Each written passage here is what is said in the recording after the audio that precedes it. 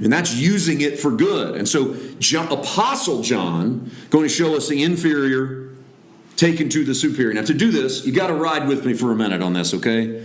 We're going to flow a little bit through Isaiah, and you just got to trust that we're going to get there, because it's going to be kind of one after the other, but you'll catch a theme. Watch Isaiah 5:8.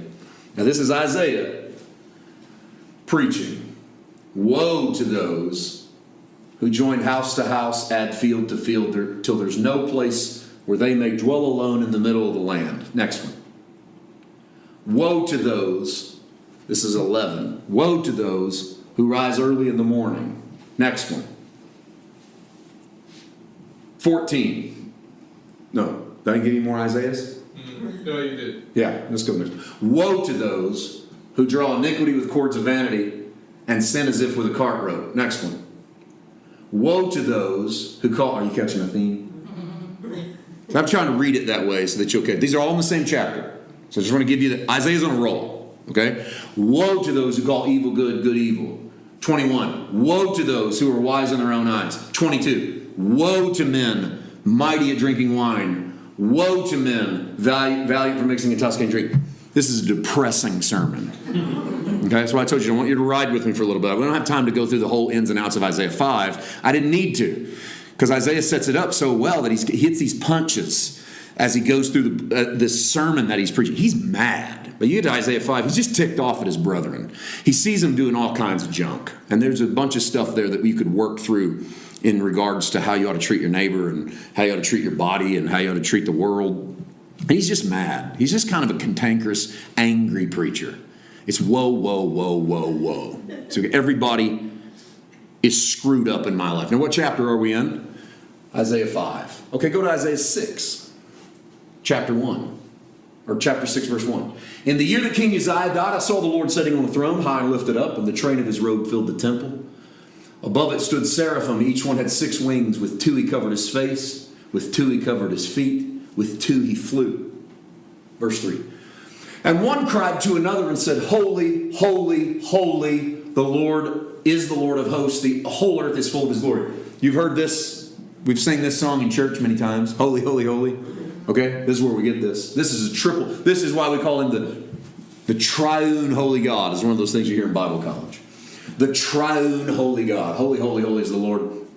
And the posts of the door were shaken by the voice of him who cried out, and the house was filled with smoke. What's the whole earth filled with? Stay right there real quick. Glory. The whole earth is full of his glory. Okay, here's the arrival of the glory. Remember we had that in Leviticus. What happened in Leviticus when the glory showed up?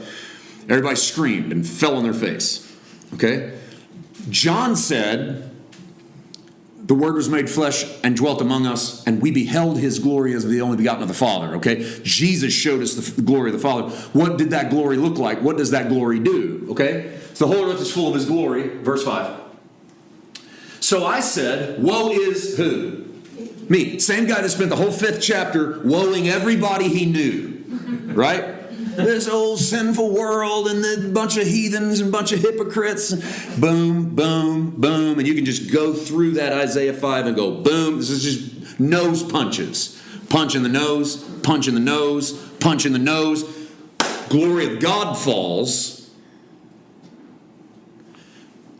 Woe is me. He goes, man, I think maybe I was the issue all along. I think God's glory was not intended to be used on others. I think God's glory was about God exposing his reality in my heart. But what will it do to Isaiah? Woe is me, I'm undone, I'm a man of unclean lips. I dwell in the middle of a people of unclean lips. My eyes have seen the King, the Lord of hosts. Verse 6.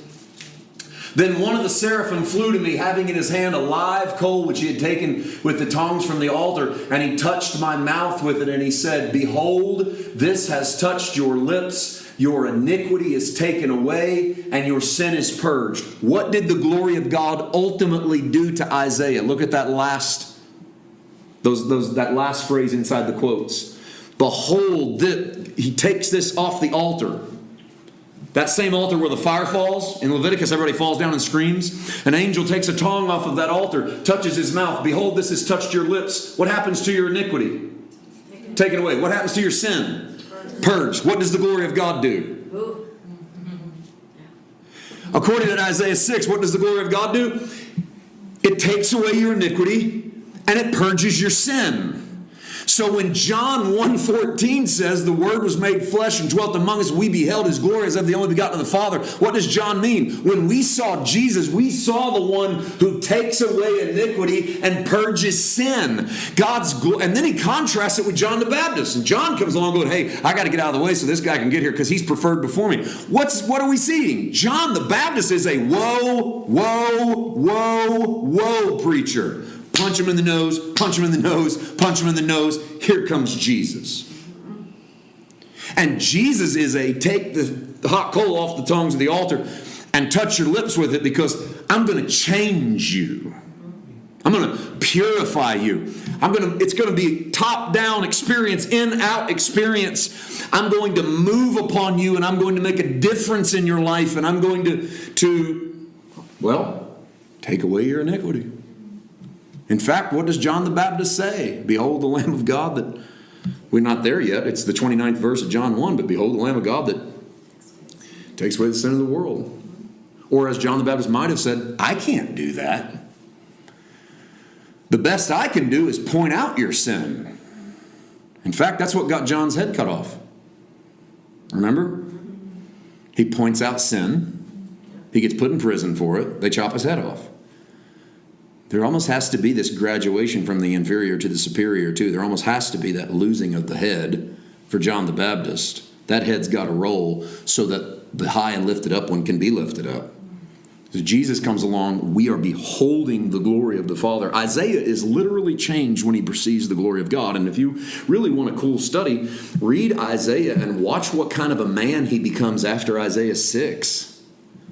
I mean, you're not even out of Isaiah 6 and you start getting messianic prophecy.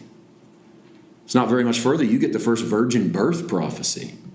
You get a little deeper into Isaiah and you get Jesus on the cross. He was wounded for our transgressions and bruised for our iniquities, and the chastisement of our peace is upon him. The Isaiah of Isaiah 5 couldn't have saw any of that stuff. He needed the glory. He needed a revelation of the glory of God.